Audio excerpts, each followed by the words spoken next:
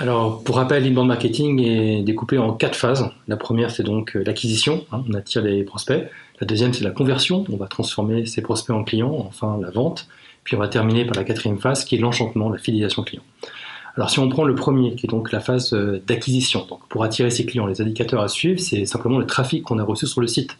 D'où provient-il? Est-ce que c'est du SEO, du référencement naturel, les mots-clés qu'on a placés dans ces contenus? Est-ce que c'est des AdWords? Est-ce que c'est du display? Est-ce que c'est de la pub? Est-ce que c'est du referral? Est-ce que c'est les liens qu'on a indexés sur des sites spécialisés? Ou alors, tout simplement, est-ce que ça vient des réseaux sociaux? Ça, ce sont les indicateurs à suivre qui vont nous permettre d'évaluer en fait l'acquisition de trafic. La deuxième phase de l'inbound marketing, c'est donc la conversion. C'est-à-dire que là, on va vouloir mesurer en fait le nombre de prospects qu'on a pu transformer en tant que clients, du moins clients à venir, en tout cas de prospects froids à prospects chauds.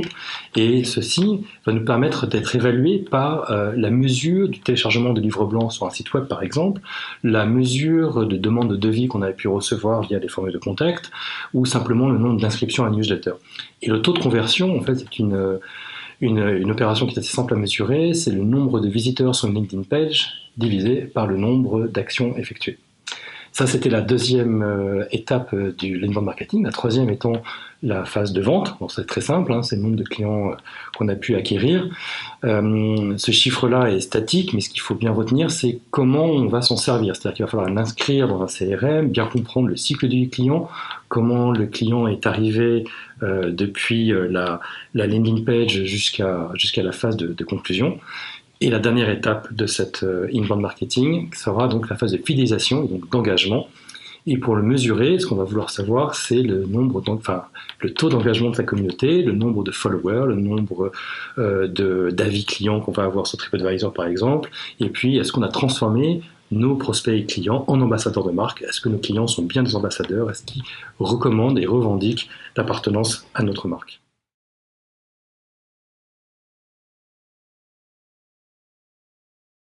Alors les outils utilisés sont principalement Google Analytics, hein, bien sûr, Search Console de Google, bien sûr, et puis les outils natifs des réseaux sociaux. C'est-à-dire que Google Analytics va vous permettre en fait de mesurer l'acquisition. En général, Google Analytics est assez didactique, c'est-à-dire que vous avez une colonne généralement à gauche qui vous rappelle chacune des étapes, hein, acquisition, conversion, engagement.